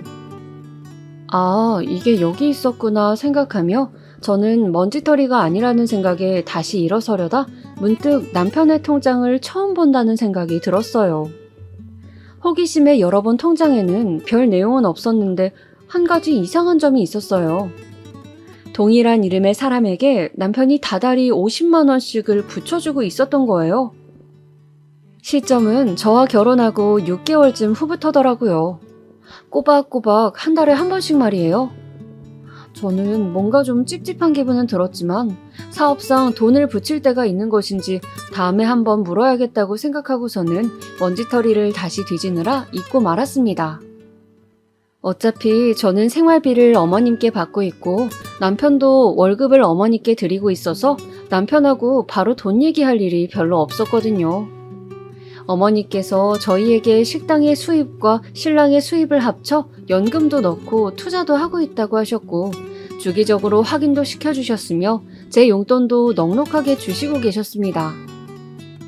그날 저녁 모두가 늦은 저녁을 먹고 있을 때 갑자기 어머니께서 조심스럽게 이야기를 꺼냈습니다. 얘야, 그런데 이런 거 물어보기 좀 뭐하다만 혹시 보험에서 암 진단금이 나온다더냐? 말씀을 꺼내시는 어머니께서는 잔뜩 제 눈치를 살피시는 것 같았습니다. 밥을 먹는 시아버지와 남편의 수저 소리도 어쩐지 어색하게 들렸어요. 아, 네 어머니. 부모님이 생전에 제 보험을 꽤 많이 들어두셔서 아마 5천 이상은 진단금이 나오는 것으로 알고 있어요. 뭐 자세한 것이야 실제 암 몇 기인지 조직검사 결과가 나와야 알 수 있겠지만요.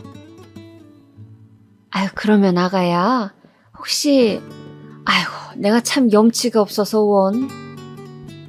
무슨 말씀이신지 어머니는 이야기를 꺼내려다 한숨을 땅이 꺼져라 쉬는 것이었어요.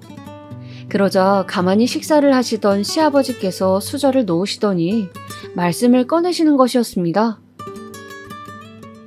그 진단금을 우리 식당 확장하는데 좀 쓸 수 없겠냐? 요즘 식당 매출도 좋지 않고 건너편에 새 식당이 크게 들어와서 그런 것 같은데 우리도 본격적으로 리모델링을 해보고 싶구나. 얘야, 병이 중한 것은 알겠지만 결국 우리가 다 같이 잘 돼야 너도 치료에 전념하고 또 정말 도움이 필요할 때 우리가 도와줄 수 있지 않겠니? 그것은 좀 뜻밖의 말씀이었습니다. 제가 알기로는 요즘도 매출이 꽤 괜찮은 걸로 알고 있었고 건너편에 큰 식당이 새로 들어선 것은 맞지만 제 치료비로 써야 할 돈인데 망설여졌습니다. 그건 좀... 저도 일단 제 치료비로 쓸 돈을 가지고 있어야 마음이 편할 것 같아요, 아버님. 혹시 모르는 게 사람 일인데. 지금 그 말은 우리가 너를 모른 척하기라도 한단 말이냐? 너 식당 물려준다고 일 가르치면서 애쓰는 애들 애미는 안 보이더냐? 아무리 네가 아프다지만 어떻게 그렇게 네 입장만 생각하니? 사람이 마음을 넓게 써야 병도 낫고 모든 일이 잘 풀리는 거야. 에잉? 시아버님은 갑자기 역정을 내시더니 자리를 박차고 나가버리셨습니다. 저는 갑자기 아버님이 왜 저러시는지 좀 이해가 되질 않았어요. 당황스러워하는 저에게 남편과 어머니는 네가 좀 이해하라며 요즘 리모델링을 진행하려고 하는데 견적을 내다 보니 욕심이 나서 돈이 부족해져 여기저기 끌어다니고 있다 보니 예민해져서 그렇다고 그냥 신경 쓰지 말고 치료에만 전념하라고 저를 다독여 주었습니다. 저는 알겠다고 하고 방으로 돌아왔지만 잠자리에 들어서도 내내 마음은 편하지 않았어요.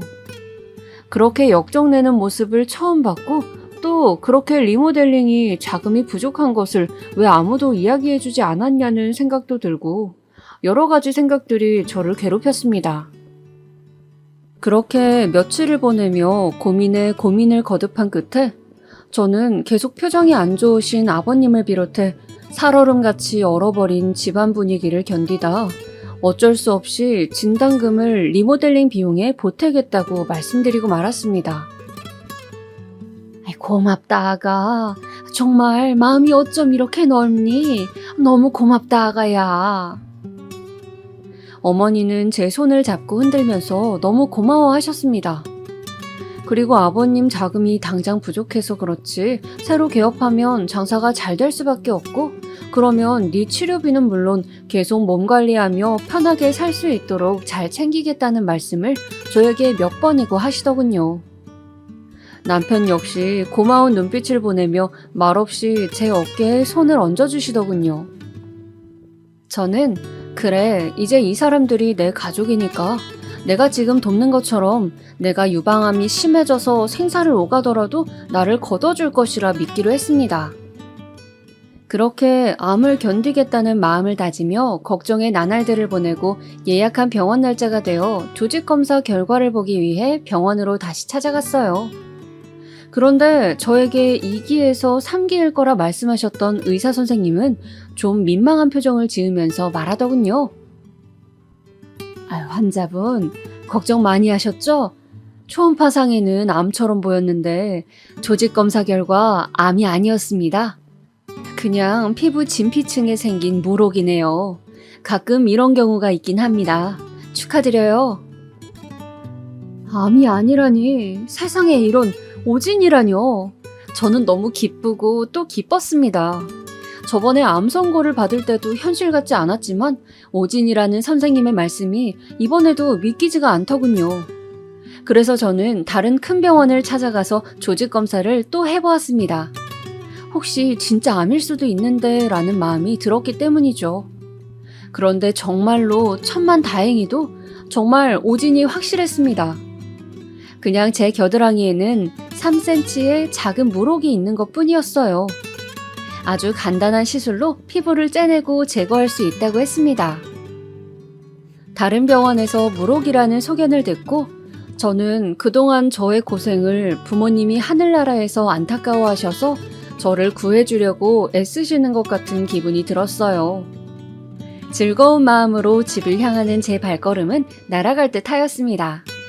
어서 빨리 이 기쁜 소식을 가족들에게 알려야지 하는 마음에 저는 다시 가게로 돌아가야 할 시간이었지만 지금쯤 집에 계실 어머니 아버지가 뵙고 싶어서 집으로 향했어요.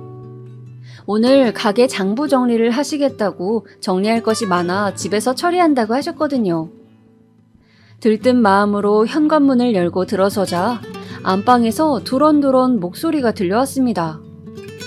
저는 방문을 열려고 문고리를 돌리다가 듣지 말았다면 좋았을 이야기를 듣고 말았어요.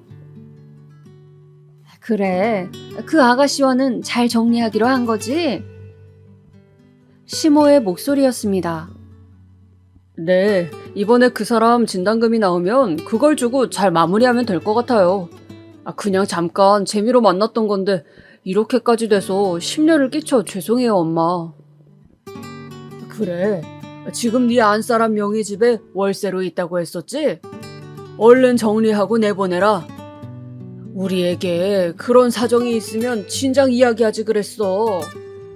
남자가 사회생활하면서 여자 만날 수도 있지. 그런데 뒤탈이 없는 애를 만나야지. 결국 이게 뭐냐? 돈이나 몇 천씩 뜯기고 앞으로 정신 차리고 살거라. 시아버지의 목소리였습니다. 저는 방으로 들어가려다 놀라서 순간 몸이 굳는 것 같았어요. 아가씨? 월세로 들어와 있다고? 뭔진 몰라도 불길한 예감이 들어 일단 조용히 집에서 나온 다음 허겁지겁 그 당시 월세를 줬던 부동산으로 달려가서 제 명의의 아파트에 월세 계약서를 썼던 사람의 인적사항을 확인하였습니다. 28살의 젊은 여자더군요. 당시 저에게는 시부모님께 유산을 빌려드릴 때 처분하지 않고 남겨둔 아파트가 하나 있었습니다. 그 아파트는 가게 위치와는 멀어서 제가 가게 일을 돕게 되면서 월세를 주었어요. 그때가 아마 제가 유산하기 좀 전이었습니다. 그냥 조용해 보이는 참한 아가씨였던 기억이 나요. 계약서 쓸 때 한 번 본 적이 있었거든요. 그때 그 여자가 부동산을 찾아와 여러 집을 둘러보고는 제 집을 몹시 마음에 들어하며 꼭 계약하자고 했던 기억이 나요. 머리가 아팠지만 잘 정리해보니 그렇다면 그 여자는 제 남편의 내연녀였던 거예요. 그리고 남편이 알려준 대로 제 명의 집에 월세를 들어왔고요. 그런데 왜 굳이 바람을 피려면 다른 데서 펴도 될 걸 제 아파트로 이사를 온 걸까요? 걸릴 위험이 더 커질 텐데. 저는 남편이 바람을 폈다는 사실도 혼란스러웠지만 그보다 그 여자가 왜 내 집에 월세를 들어왔는지가 더 궁금했습니다. 순간 불이 번쩍하고 튀는 것 같았어요. 50만 원! 남편 통장에서 다달이 빠져나갔던 그 돈. 그 돈은 바로 제가 다달이 받고 있는 월세 금액과 같았던 것이었습니다. 남편이 월세를 내주고 제가 월세를 받고 있었던 거예요. 그 여자는 공짜로 제 집에서 살고 있고요. 생각이 여기까지 미치자 저는 다시 그 다락방으로 미친 듯이 뛰어가서 남편 통장을 찾아냈습니다. 정확히 언제부터 감히 우리 부모님이 물려주신 내 집에 그 여자를 들인 건지 알아야 했어요. 온몸이 부들부들 떨리고 너무 화가 났지만 저는 최대한 이성적으로 대처해야 한다고 다짐하면서 침착하게 통장을 찾아갔습니다. 통장은 저번에 봤던 그 낡은 상자 속에 있었습니다. 저는 그 통장을 뒤져 월세가 나간 최초 날짜를 확인했어요. 기억으로 임신 때였지만 보다 정확히 정리를 해보기 위해서요. 날짜를 찾아보니 역시 제가 임신했을 때가 맞았습니다. 이 썩을 놈이 제가 임신한 몸으로 시어머니에게 야채 다지는 일과 설거지를 하며 무리를 했을 때 그 여자와 짜고 제 집에 그 여자를 공짜로 살게 한 것이었어요. 내가 허망하게 아기를 잃고 눈물을 흘릴 때 남편은 그 여자와 뒹굴었겠죠. 우리 부모님이 사주신 집에서요. 당장 찢어 죽여도 시원치 않을 놈. 그리고 언제 알았는지 모르지만 시부모님 역시 이런 사실을 알고도 저에게 진단금을 받아내 그 여자를 떼내는데 쓰려고 했다는 것도 저에게 너무 큰 충격으로 다가왔습니다. 리모델링에 돈이 부족하다는 시아버지의 말은 새빨간 거짓말이었어요. 그 여자가 협박이라도 한 건지 몰래 해결하려고 그 돈이 필요한 거였습니다. 마누라 암 진단금을 가지고 내연녀에게 주려던 거였어요. 저는 갑자기 내가 무슨 드라마의 주인공이 된 건가 싶고 눈앞이 아득했습니다. 그토록 나를 위해주고 가족이라고 살갑게 대하던 이들이 뒤로 이런 짓들을 벌이고 있었어요. 저를 기만하고 철저히 속였습니다. 생각이 여기에 미치자 뒤늦게 부모님의 유산을 전부 시댁으로 넘긴 건 역시 너무 후회스러웠습니다. 내가 왜 그런 바보 같은 짓을 했을까? 아무리 임신 중이었다 해도 너무 쉽게 결정할 일이 아니었는데 너무도 제가 한심하고 바보 같았습니다. 지금껏 속으면서 당하고 산 것이라니. 그날 저는 병원 다녀와 기분이 안 좋다고 둘러대고 혼자 강원도 바닷가를 갔습니다. 부모님과 가끔 여름에 놀러 가곤 했던 호텔이 있었는데 그곳에 찾아가 해지는 밤바다를 보면서 많이 울었습니다. 나를 철저히 속인 이 인간들은 더 이상 내 가족이 아니다. 나는 반드시 내 부모님 재산을 되찾을 것이며 또 이 인간들이 철저하게 망하게 할 것이다. 라는 다짐을 하면서요. 그리고 다음날 저는 집으로 돌아가 말했습니다. 제가 어제 병원에 조직검사 결과를 보고 왔는데 어머니, 저 이제 진짜 어떡해요? 암이 2기나 3기가 아니라 아예 말기래요. 사방에 전이가 되어서 더 이상 수술이 의미가 없다고 하더라고요. 수명이 길어봤자 3개월일 거라고 해요. 저는 애써 슬픈 기억들을 떠올리면서 거짓 울음을 구슬프게 울었습니다. 일부러 물파스를 발라 눈을 퉁퉁 붓게 하고서는요. 어디서 그런 연기력이 나왔을까요? 저의 눈물 연기는 제가 봐도 그럴듯한 지경이었습니다. 그러고는 시부모님께 이야기했어요. 실은 저희 부모님이 제 앞으로 들어놓은 종신보험이 몇 개 있다고요. 어차피 저는 한 달에서 3달 안에 죽는다고 하니 그 돈도 받아서 사업 확장에 보태 쓰라고 했습니다. 이 마당에 제가 돈이 무슨 미련이 있겠냐고 아주 슬픈 표정으로 먼 산을 바라보면서 말이죠. 시부모님은 슬픈 표정을 지은 채 사람이 죽고 사는 문제는 하늘에 달린 것이라면서 저를 위로해 주셨지만 자리가 파하고 방으로 들어가서 쉬려고 돌아서던 그때 저는 들었습니다. 제 등 뒤로 방에 들어가신 시부모님이 두런두런 종신보험에 대해 활기찬 대화를 나누는 것을요. 그 목소리는 너무나 희망에 찬 목소리였습니다. 간간히 웃음소리도 들려오더군요. 저는 저 사람들은 인간이 아니라 악마구나, 정말로 내가 큰일 날 뻔했구나 라는 생각을 했습니다. 그 후 시부모님은 저를 볼 때마다 가증스러운 눈물을 흘리며 피부치도 하나 없는 네 마지막 가는 길은 가족인 우리가 지켜줘야 하지 않겠냐고 걱정 말고 몸조리 잘하고 남은 삶 정리에만 집중하자고 하셨습니다. 당연히 식당 일도 더 이상 하지 않아도 됐고 이제 아무도 저를 건드리지 않고 모두 잘 대해주었어요. 제가 어서 빨리 죽기만 기다리면서요. 저는 그렇게 제가 곧 죽을 날을 받아놓아 아무런 미련이 없는 사람처럼 곧 막대한 돈이 생긴다는 생각에 꿈에 부풀어서 그 인간들이 방심하는 틈을 타서 차근차근 제 복수 계획을 실행해 나갔습니다. 일단 아무것도 모르는 척 제 아파트로 다짜고짜 찾아갔어요. 띵동 하고 초인종을 누르자 그 여자가 문을 열더군요.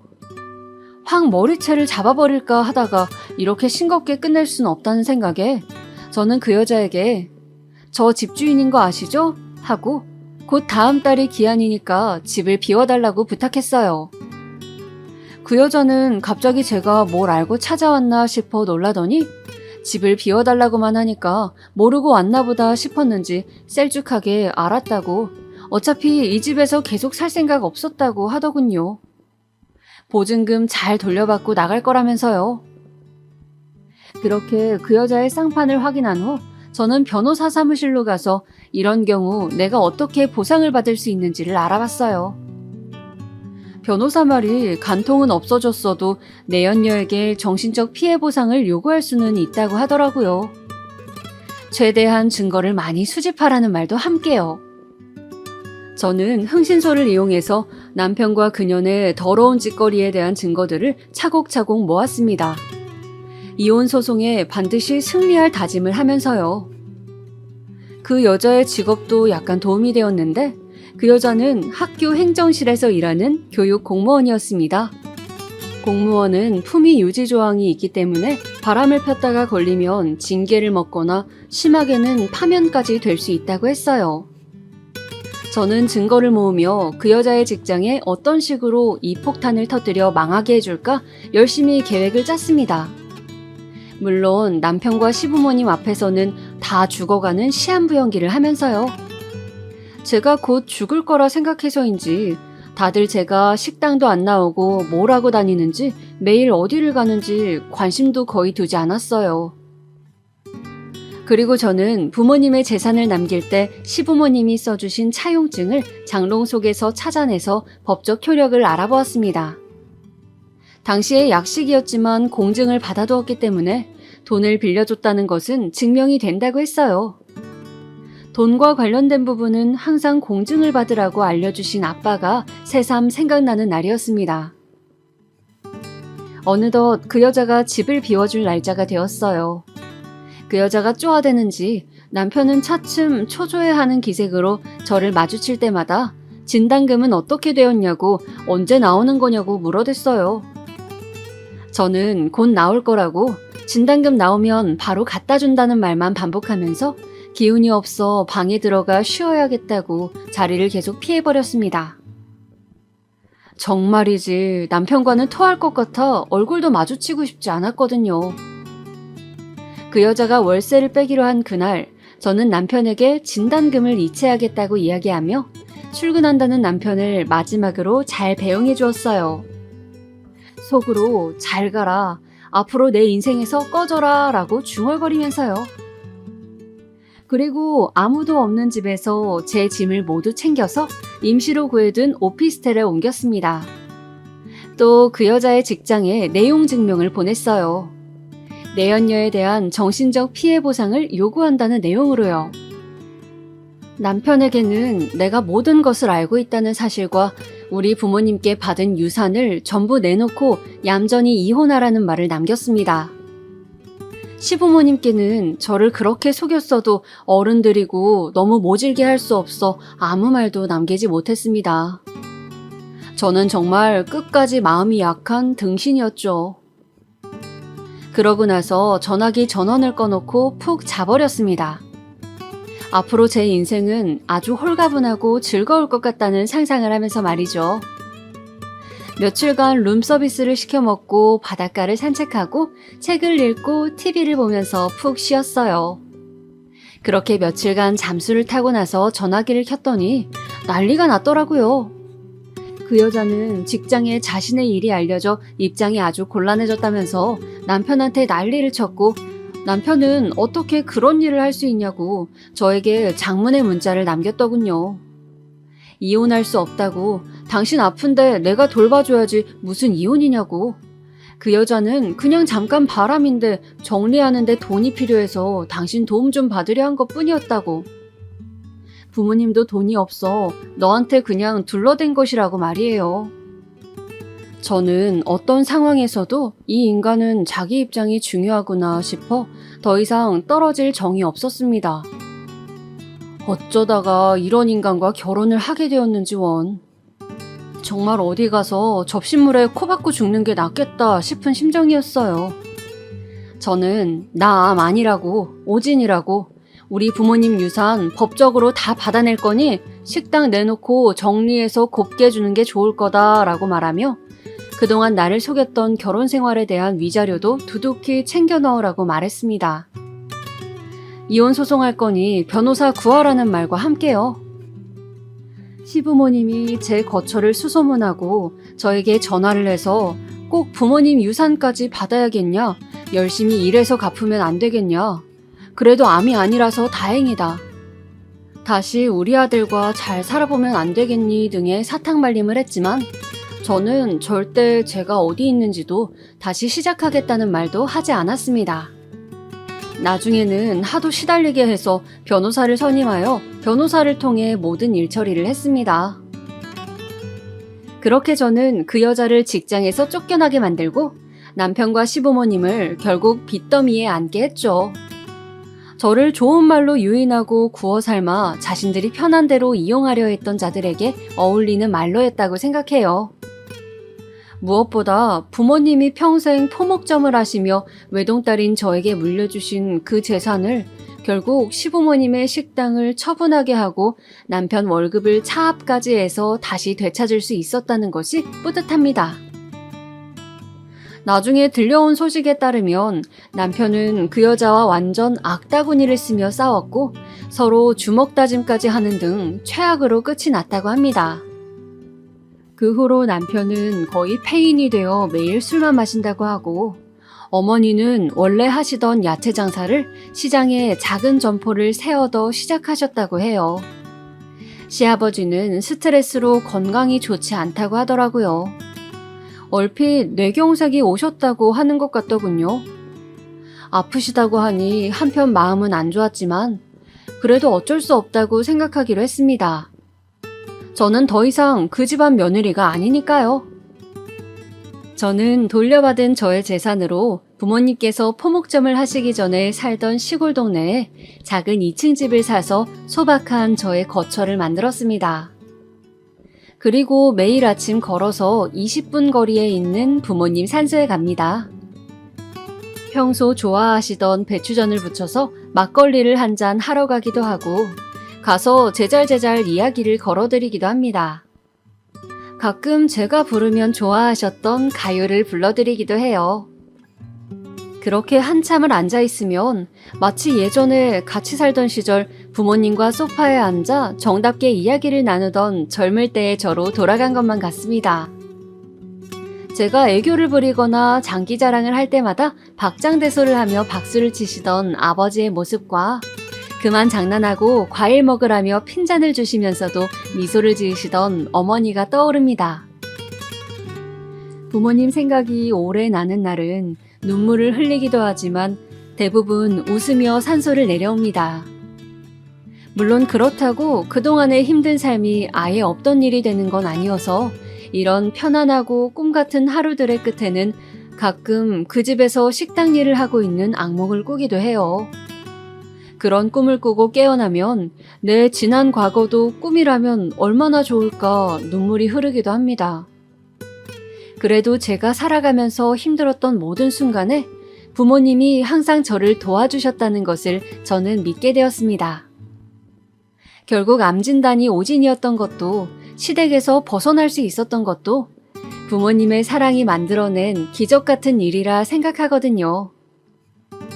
그래서 매일 부모님과 이야기를 나누는 시간이 즐겁고 또 한편으로는 돌아가시기 전에 못해드린 것들이 생각나 가슴이 미어지기도 해요. 부모님에 대한 격언 중에서 나무가 고요하고자 하나 바람이 그치지 않고 부모에게 효도하고자 하나 부모는 기다려주지 않는다는 말이 있던가요? 이 사연을 듣는 여러분, 부모님이 혹시 살아계신다면 꼭 자주 안부 챙기시고 맛있는 음식 같이 나눠 드시면서 항상 함께 효를 다하시길 바라겠습니다. 저처럼 돌아가신 후에 가슴 치지 마시고요. 제 이야기는 여기까지입니다. 끝까지 들어주셔서 감사합니다. 요즘 코로나가 너무 심한데 더욱 건강 잘 챙기시길 바라겠습니다. 그럼 오늘 하루도 평안하게 보내세요.